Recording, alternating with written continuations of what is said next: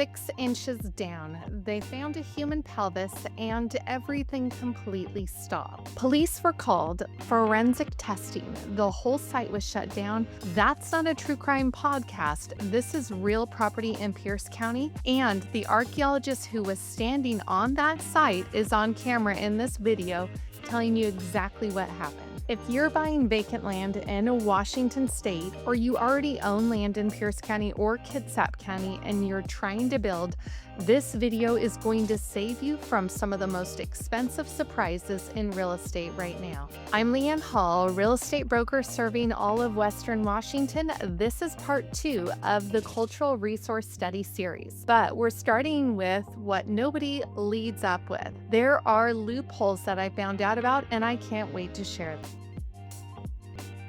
All right, before we get into the loopholes, there's something the county doesn't explain up front. Not every cultural review is a full excavation. There are 3 levels, and which one you land on changes everything.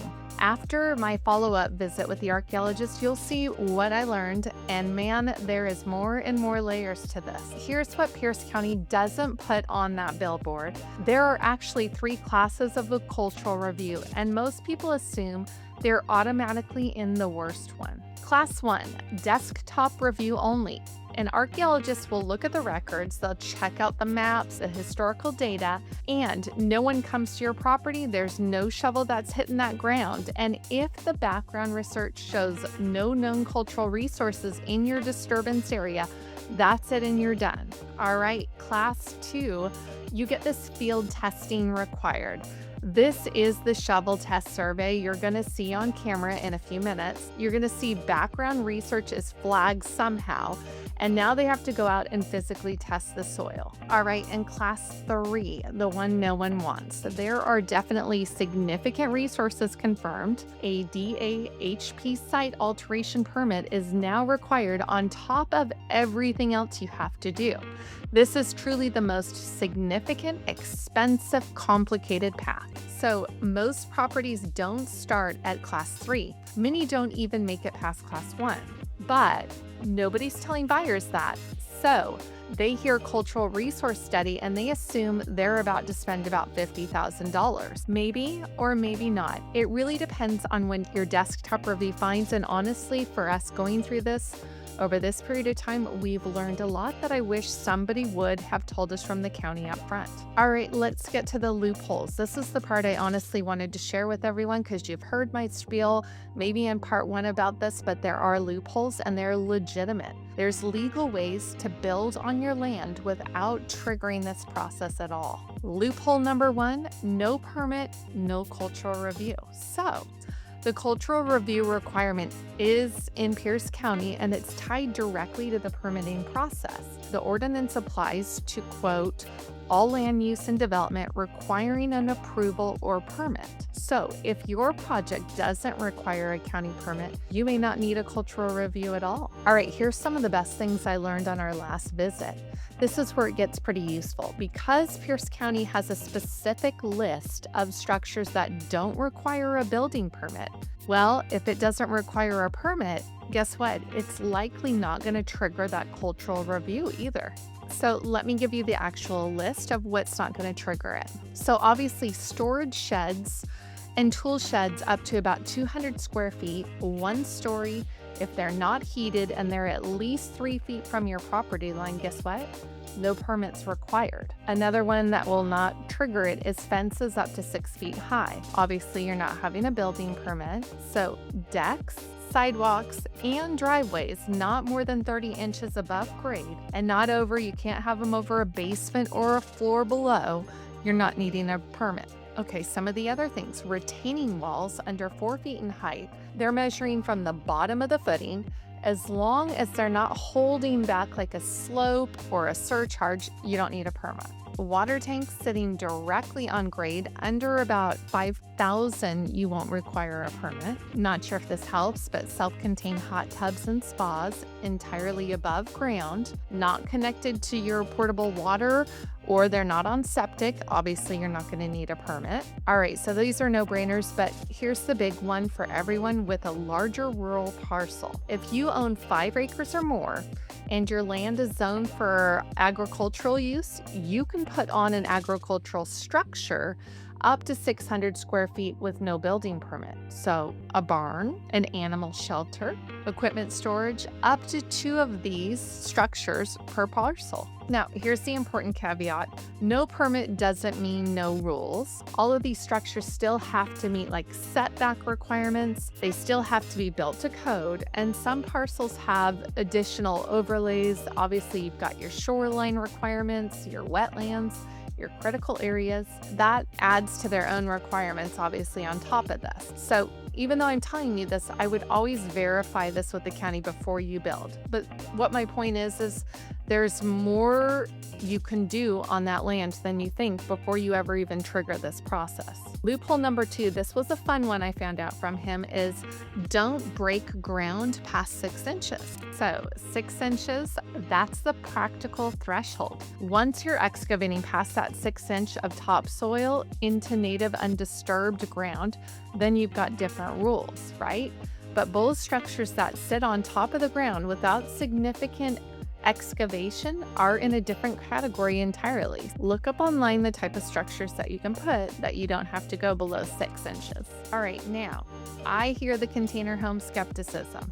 It's not realistic for most people, but the principle matters for outbuildings, accessory structures, raised platforms. There's certain ADU configurations as well that you can do. So at this point, I would talk to your architect before you pull permits. That conversation could save you from triggering something you didn't see coming up. Okay, loophole number 3, and this one's free. Pull the pre-assessment report before you make an offer. Pierce County has a pre-assessment report. It's going to cover your shoreline setbacks, your zoning overlays, your critical areas, and it does mention the cultural review if you look on it. It's about 3 lines that they'll cover. 3 lines out of the whole document is where they talk about it. But those 3 little lines will tell you whether your parcel is in a high sensitivity area before you go even under contract. Most buyers don't even ask for this report, and most agents don't know it even exists. And there's one more tool that almost no one uses. It's called the WISAARD. So it stands for the Washington Information System for Architectural and Archaeology Records. It's a free public database run by the State Department of Archaeology and Historic Preservation. So on this, you can look up any parcel in Washington State and see if there are any recorded archaeology sites nearby. That will definitely tell you if you're going to get triggered. So before you make that offer, before you even hire anyone for free, I'm going to put the link in the description. The permit is the trigger. So understand what your project needs a permit for before you finalize your design. That one conversation could change your whole calculation of what you're about to spend. All right, so I shared with you a few loopholes. Now let me show you what happens when you're already in the process, because a lot of people watching this are past this point of, hey, I could have made this different. So if you're already past those loopholes, you've started the permit process, they're telling you a study's required. So that's the part that keeps landowners up. You can do everything right, class 1 cleared, and then the excavator hits something on day 1 of your foundation pour,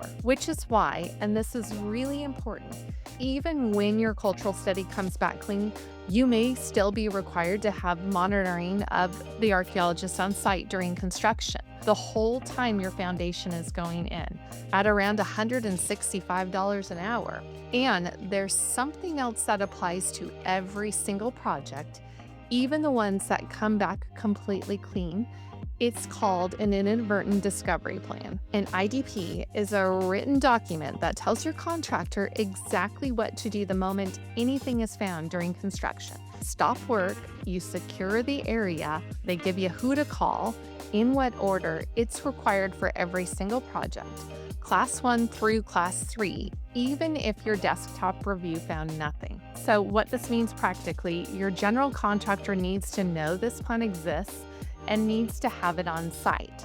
not in a folder at your office, but they actually have to have it inside. And here's where we get really specific. And what they find determines everything. It determines the rules about what's about to happen, and it's gonna surprise you. Let's talk about what they actually find and what each one means for your timeline and your budget. As I was talking with him, I said, animal bones? He's like, normal, not a problem, just keep on building.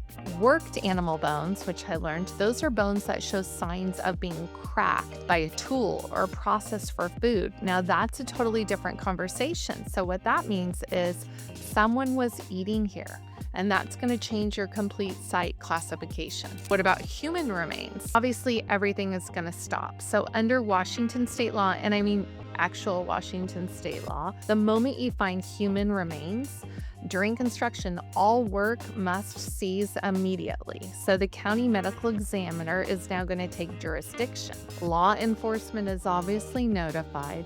And then you've got the anthropologist. He comes and makes a determination of what happened. And here's the piece that doesn't get talked about enough. Knowingly disturbing a native Indian grave in Washington state is a Class C felony. Not a fine, it's actually a felony. That's why the case that the archaeologist mentioned, where a pipeline crew in another state dug up burials and left bones on the surface, became a massive legal situation, because those are the stakes there. Now, what happens to what they find? Not just human remains, artifacts, stone tools, grindstones, things your soil just happens to contain from 1,000 years ago. Some counties in Washington will let you just keep what's found on your own property. Pierce County, absolutely not. That's a county and tribal decision.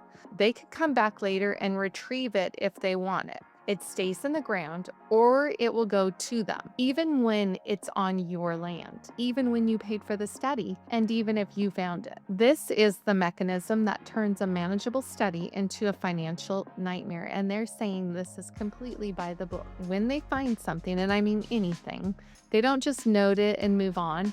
They actually are going to start digging radial holes. You're going to do 5-meter radius around that find, holes in every single direction. If those holes find more, guess what? More radials around each of those. And if those finds find more, now you're classified as this cultural center. Did people live in here in mass numbers? In Western Washington, on the water, near the sound? What do you think the answer is? Of course people lived here. Now that's been acknowledged by everyone, but the study has to happen anyways because the county needs the data.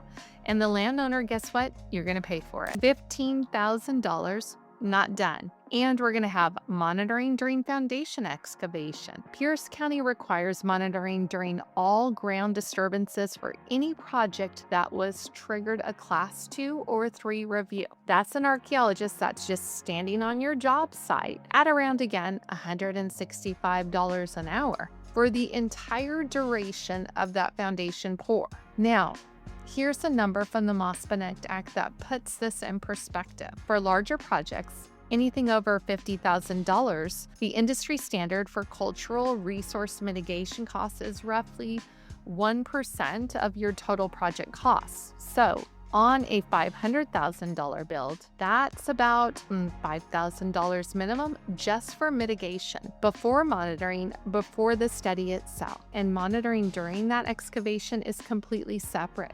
It's on top of that. The realistic total for a project like this in Class 2 or 3 in Pierce County right now is about $40,000 to $50,000. This is not a rumor. This is what I watched happen on a real property here in Pierce County. And here's one more thing we're not even talking about. Time. Once a Class 2 or 3 review is triggered, Pierce County notifies DHHP, the Department of Archaeology and Historic Preservation, that DHHP gets 30 days to review the comments. Then guess what? Each tribe with interest in that area gets 30 days to review and comment separately. There are multiple federally recognized tribes with treaty rights in Pierce County. If several are notified and their comment periods stack, you're looking at months of waiting before you even get a determination while your project is just sitting there. And try this on, let's say you're the buyer. You're asking the seller to pause for that long? Here's the best part that I found out. Not every county in Washington is going to handle this the same way. Two are significantly more aggressive right now, and here's why. Lovely Pierce County enacted this ordinance on September 2nd of 2025, I believe, not in January. It was 9 months ago, and the communication to landowners, buyers, sellers, and agent has actually been non-existent. I've never heard of it before this moment. No one in my brokerage has heard of it, and the other brokerage on the other side of this deal has never heard of it. Pierce County, Kitsap, they're super aggressive right now. I guess I'm told a reason here. They're saying, hey, when burial sites are disturbed and nobody's reporting this is what's starting to tighten these regulations, and everyone's now paying for it.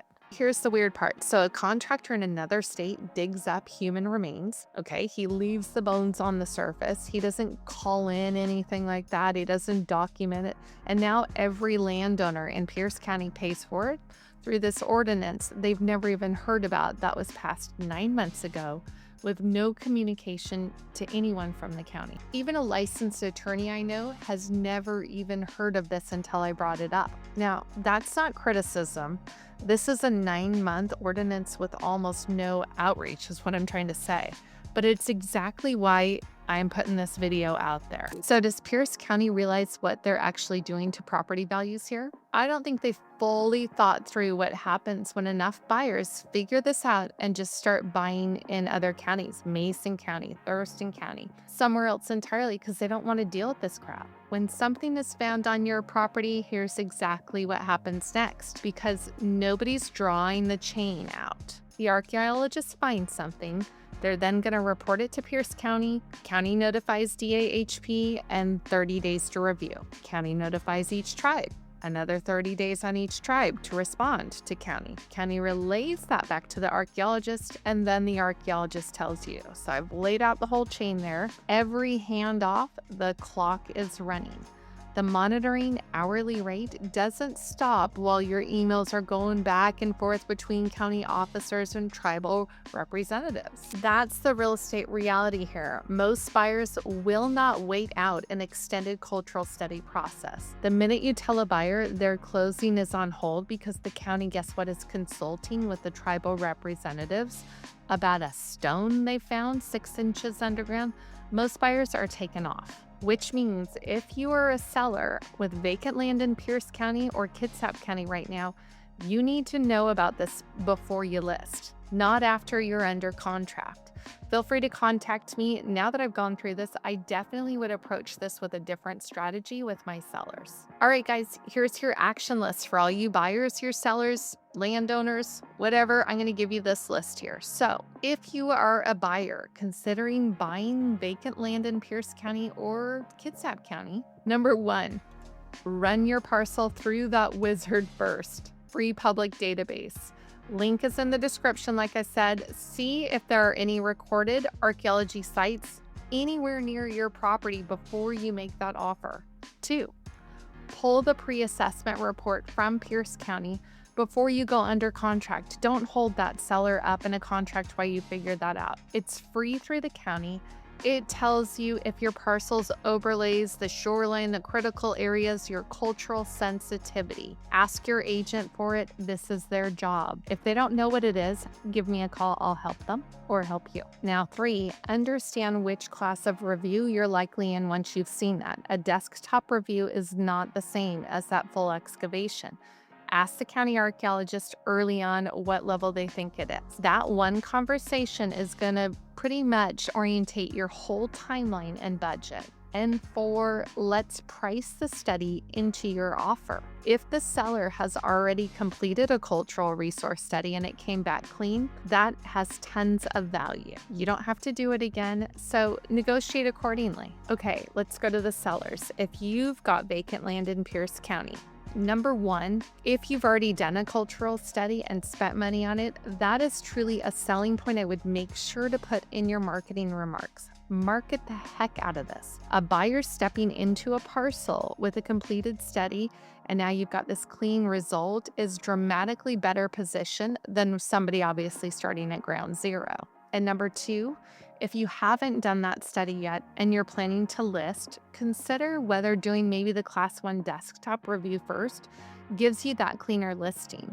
A few $1,000s up front could prevent a deal from falling apart under contract, or you might think they're probably going to negotiate this, so I should price it a bit higher, which is probably what we would have done if we knew this. Number 3, know your price. So if that land has already gone through this study and you've spent $15,000 to $50,000, let's say, that money belongs in your asking price. You got to price it in. Don't absorb that cost. So for all you landowners, you own it now and you're trying to build. Number 1, talk to your architect before you talk to the county. Understand which elements of your project are going to require the permit, because the ones that don't trigger the cultural resort, maybe design around that first. Number 2, consider the permit-exempt structures. I mean, maybe it's not for everybody, but I just listed everything that could work that way. So let's say you feel like you're stuck with land that now is not useful. You have an option. I mean, you could put a fence up, you could put a shed up, you could put decks up if they're under 60 inches, agricultural structures on 5-acre parcels. Build what you can without triggering this process, maybe while the study's underway. And number 3, make sure you hire your archaeologist before you submit your permits, not after. An archaeologist who is brought in early can actually help you design the project to minimize ground disturbance in sensitive areas. So they right there could take you from like a class 2 down to a class 1. That's super significant in costs. And number 4, make sure your general contractor has that inadvertent discovery plan on site before day 1 of ground disturbance. It is completely required, and if something is found and your contractor doesn't do it by protocol, guess what?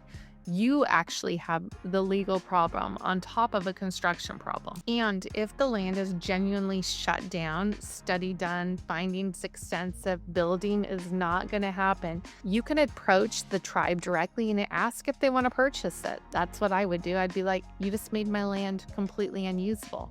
It's a real conversation. It is happening. Some tribes have the resources to maybe buy it. The data Pierce County is collecting through the study benefits the whole county, the tribes, the historical records, everyone. But right now, one family, one landowner is funding this information that serves actually the entire region. That needs to change. And the people who are going to change this are the landowners who actually are going to the county meetings and fighting this.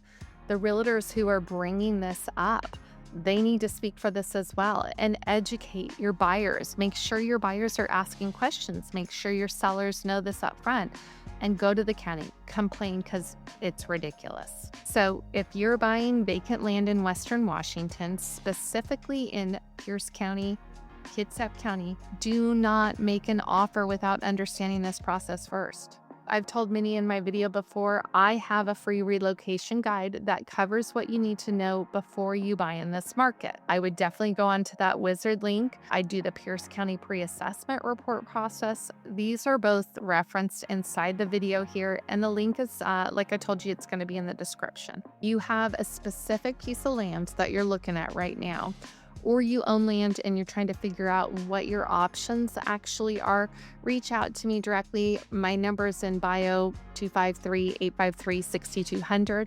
This is exactly the kind of thing that I help people navigate before it becomes a 6-figure problem. All right, guys, I am Lianne Hall with Paramount Real Estate Group. I serve all of Western Washington, Gig Harbor, Port Orchard, Tacoma, anywhere in Western Washington. If you liked this video, hit that like button or subscribe. Also, check out my previous video on this. It will definitely educate you on the beginning process of this.